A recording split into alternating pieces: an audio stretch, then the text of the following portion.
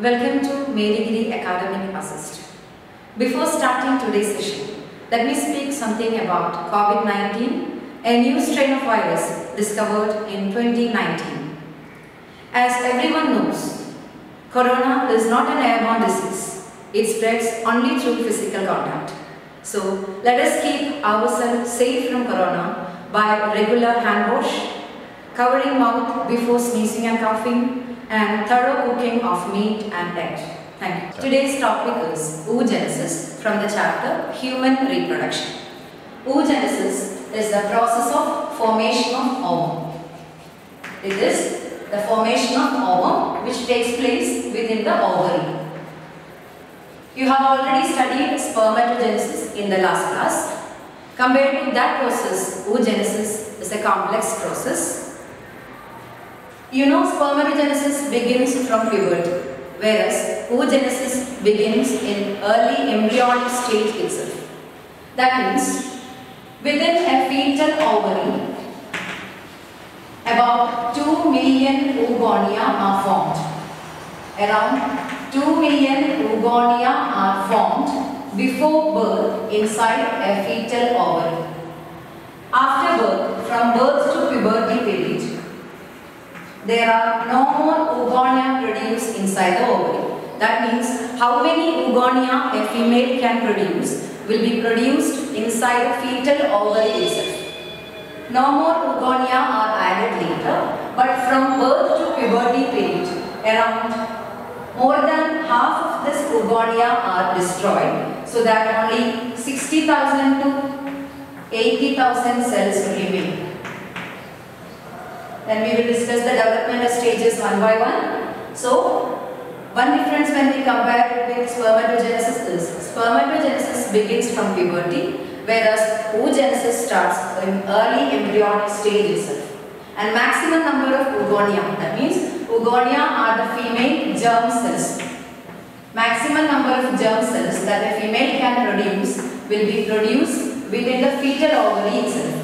No more oogonia are formed later, and half of this oogonia, nearly only 60,000 to 80,000 oogonia will be left in the ovary at the time of puberty. The remaining oogonia are disintegrated during the development from birth to puberty.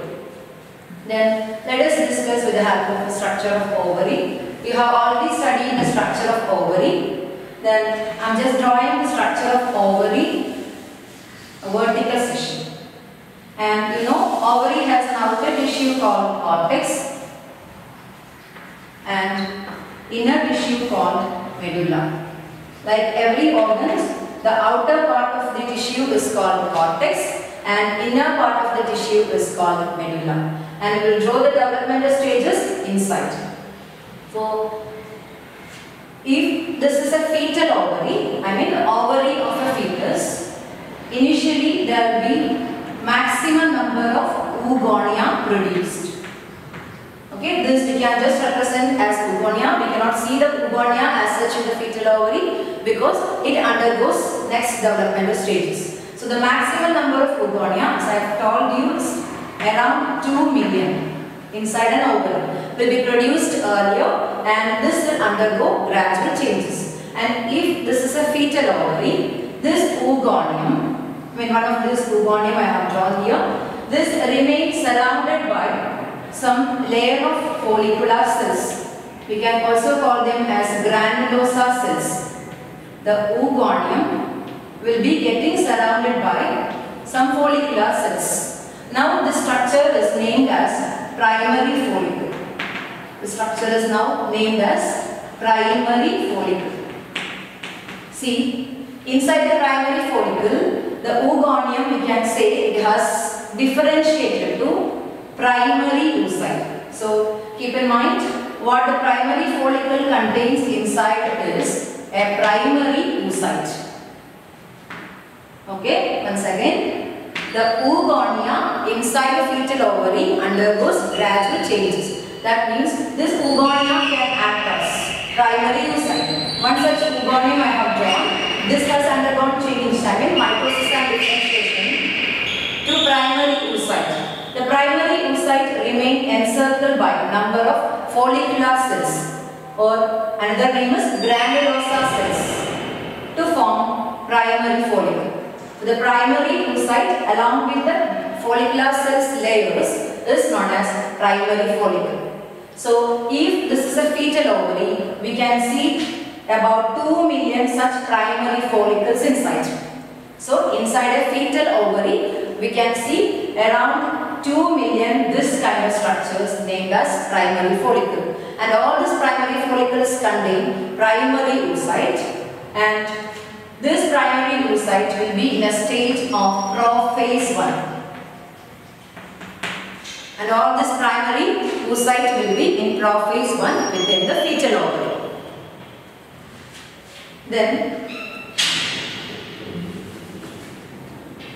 here let us parallelly draw the flowchart showing oogenesis. So we are starting the development from a single cell named oogonium. Okay, this one cell is drawn here. This is oogonium. And this oogonium undergoes mitosis and differentiation to form primary oocyte. Second what I have drawn is primary oocyte. Both the cells are diploid, will be having 46 chromosomes each. Diploid cells with 46 chromosomes. Both oogonium and the primary oocyte. I mean the oogonium undergoes mitosis and differentiation to form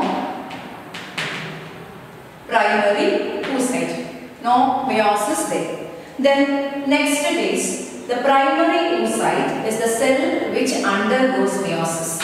So it can be called as a meiocyte. You have studied what is a meiocyte. A cell which undergoes meiosis is known as meiocyte. Here primary oocyte is the cell which undergoes meiosis. So primary oocyte undergoes meiosis first to form a small cell. This is an unequal division compared to all other meiosis. This is an unequal division. It forms a small cell and a big cell. And the small cell is known as first polar body. It is known as polar body. And the large cell is known as secondary oocyte. The large cell is known as secondary oocyte. You know what is the ploidy of this cell? It has undergone meiosis, so this cell is haploid, having only 23 chromosomes in it. And both these cells, I mean first polar body and secondary oocytes are haploid. Then the secondary oocyte is further undergoing meiosis. I mean it undergoes meiosis second. So conditional, we will discuss the conditions for the divisions. So anyway, the secondary oocyte undergoes, I mean it completes the meiosis to form another small cell and a large ovum. So this is ovum, a large cell, and this is second polar body. And both the cells are haploid with the 23 chromosomes each. So this ovum is having 23 chromosomes, haploid, and second polar body is also haploid with 23 chromosomes. So this is the flowchart showing oogenesis. It starts from oogonium. Oogonium undergoes mitosis and differentiation to form primary oocyte. We can say the oogonium as such acts as primary oocyte. There is no much difference between oogonium and primary oocyte. Then both the cells are diploid. Okay. Then the primary oocyte is the cell which undergoes first meiosis. So after meiosis first, it's an unequal division. It forms one small cell known as polar body. Since it formed first, it is known as first polar body, and the second cell is large one. It is known as secondary oocyte. Both these cells are haploid. Then the first polar body is not undergoing any division, whereas secondary oocyte completes the meiosis. It undergoes meiosis second to form another small second polar body and a large ovum. Then let us discuss what are the conditions for these divisions. As you have already studied, oogonium will be forming primary oocyte within the fetal ovary. That means all the oogonia that a female can produce will be converted to or will be acting as primary oocyte. And this primary oocyte just start meiosis first and end prophase 1 and get arrested at this stage. So we can say now these primary follicles, these structures, primary oocytes are in prophase 1. So at prophase 1, at this stage, the process is getting arrested. This many events occur in fetal ovary. These changes occur inside the ovary of the fetus. So what we can say, at the time of birth, the ovary of a baby will be containing all primary oocytes, around 2 million primary oocytes surrounded by this type of structures, follicular cells. So we can name as primary follicle. So at the time of birth, a female baby in the ovary carries around 2 million primary follicles in each ovary. And all these follicles contain primary oocyte at prophase 1 stage. Then what happens next? Then from birth to puberty, there is no again changes in the structures. What happens is, from this 2 million in number, around 60,000 to 80,000 only left in the ovary. All other cells get disintegrated. So from birth to puberty period, there is no any increase in germ cells, but so many cells are disintegrated. So only 60,000 to 80,000 primary follicles are left in each ovary at the time of puberty. So further changes occurs only from puberty period. That means during every menstrual cycle, one of the primary follicles develop. Once again, in every menstrual cycle, one of the primary follicles gradually develop and help in ovulation. The developmental stages we can say, once again, this structure. See, the primary oocyte. In what happens in one menstrual cycle? The primary oocyte, it gets encircled by more and more layers of granulosa cells. That means the thickness of the wall increases. The follicular cells increases.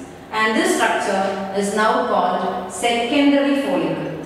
The structure is called secondary follicle. Note down, the secondary follicle also contains primary oocyte inside. There is no any change for the primary oocyte, only the wall layer has changed. So that both the primary follicle and the secondary follicle carry the primary oocyte inside. The oocyte has not undergone any change. So the primary oocyte encircled by these layers, few layers of follicles known as primary follicle. Primary oocyte encircled by so many layers of follicles is known as secondary follicle. The next stage is tertiary follicle. Here, the primary oocyte has completed prophase 1, then meiosis 1. It has formed first polar body and secondary oocyte. So the tertiary follicle is having secondary oocyte inside. The next change, division has taken place. So the structure is secondary oocyte, not the primary oocyte. And it will remain surrounded by more layers of follicles, but there is a fluid filled space known as antrum and remaining follicular layers. And this structure is comparatively complex than the primary and the secondary follicle. This is more large structure. So this is again another mature stage of follicle. We can say primary, secondary, tertiary follicle. When we compare the structures, this is having a fluid filled chamber inside. It is known as antrum. The fluid filled chamber is known as antrum. And inside there is secondary oocyte. It is formed from primary oocyte by completing meiosis first. After meiosis first, this primary oocyte forms one polar body and one large secondary oocyte. This is a haploid structure and it will be surrounded by more and more layers of follicles and is comparatively big structure. The fluid filled space is known as antrum. Then the next stage of development, that is called a fully mature ovarian follicle, and this ovarian follicle will be having many layers of follicular cells. Then we'll be having the secondary oocyte only inside. The secondary oocyte. And here the one difference we can see is the layers, corona, this layers, corona of follicles, we can see arranged in two layers. It is well arranged here as two layers, an outer layer and inner layer. Okay, the cells are arranged as outer layer and inner layer. The outer layer is known as theca externa and the inner layer is known as theca interna. Theca externa and theca interna, two layer organization of the follicles can be seen. Theca externa, theca interna. See, the follicles surrounding the oocyte are organized into two differentiating layers. Outer layer is known as theca externa and the inner layer is known as theca interna. There is one more difference when we compare it with the tertiary follicle. Here, in the Graafian follicle, we can see another thick layer, zona pellucida, developing around the secondary oocyte. This layer which surrounds is known as zona pellucida. The layer which surrounds secondary oocyte. Okay, and this follicle, which is a fully mature follicle, is known as Graafian follicle. So, a fully mature ovarian follicle is known as Graafian follicle. So, we have already discussed the developmental stages of ovarian follicles, and I have drawn all these ovarian follicles sequentially on the outer cortex. And this is a primary follicle, secondary follicle, tertiary follicle, then Graafian follicle. In both tertiary and Graafian follicle, we can see the fluid-filled chamber known as antrum and many layers of follicular cells. And what is to be noted is what are the main cells, gamete cells inside. Both primary and secondary follicle contain primary oocyte inside, whereas both tertiary and Graafian follicle contains secondary oocyte inside. Then what happened to this structure? So this is a change we have noted here. The primary oocyte undergoes meiosis first to form secondary oocyte. Primary oocyte has formed secondary oocyte. The final stage we haven't recognized or we haven't drawn there. It is not taking place there. Okay. So listen here. The primary, secondary, tertiary, Graafian follicle. Then this Graafian follicle ruptures. The next event is rupturing of the Graafian follicle. Okay, so nearly to the middle of the menstrual cycle, nearly to the 14th day, the Graafian follicle ruptures and it releases the secondary oocyte outside. The Graafian follicle ruptures and the secondary oocyte is released out. Not the ova, it is a secondary oocyte released out of the ovary during ovulation. Okay, it is not released as an individual cell, but it will remain surrounded by some of the follicular cells. That's what I have drawn here. During ovulation, the secondary oocyte is not released as a single cell. Instead, it is surrounded by the layers what we have already seen here. And this layers represents the layer of follicles. It is known as corona radiata. At the time of ovulation, some of the follicular cells, theca interna cells also will be released along with the secondary oocyte. That cells represent corona radiata and already there is the zona pellucida layer there. Okay, the zona pellucida layer there and the secondary oocyte, the released secondary oocyte.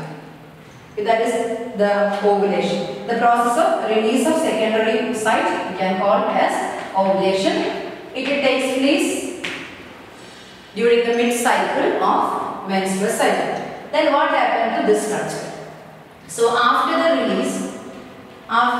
release of the secondary oocyte, The remaining parts of Graafian follicle will be forming an yellow color unorganized mass glandular tissue. We can call it as corpus luteum. This structure is called corpus luteum. So corpus luteum is having significant role in female. We will discuss it later. So corpus luteum is a glandular tissue formed from the Graafian follicle after the ovulation. The remnants of the Graafian follicle is transformed to this glandular structure. It is known as corpus luteum. It can act as a gland to secrete progesterone hormone that we will discuss later. Then this corpus luteum also gradually disintegrates. It gets disintegrated towards the end of the menstrual cycle. These are the cyclic changes of menstrual cycle or oogenesis, what is shown inside the ovary, and the same changes are shown in the flowchart also. Still, we have to discuss the last stage. We have only discussed the release of secondary oocyte known as ovulation. That means in a female during ovulation, what is released out is secondary oocyte, not ovum. Then when this final step occurs, okay, so this event takes place during every menstrual cycle. Okay, during every menstrual cycle, this event takes place from puberty. Okay, from puberty, every menstrual cycle, one each primary follicle matures to secondary follicle. That means this change happens. Whereas the last step, secondary oocyte to ovum conversion, this step takes place only when there is a meeting of the sperm. That means if the released secondary oocyte comes in contact with a sperm, then only the last division occurs. That means if a sperm contacts with this secondary oocyte, this stimulus will be causing the last change, meiosis second. Then the secondary oocyte undergoes meiosis second and it forms one large ovum and second polar ovum. Then immediately the sperm nucleus can fuse with the ovum. That is what is fertilization. That once again, the secondary oocyte which is released during ovulation, if it get a chance to meet with the sperm, it's stimulated to complete the meiosis so that it forms a large ovum and one small polar body. And this is the major sketch of oogenesis in a flow chart and inside there an ovary. Thank you.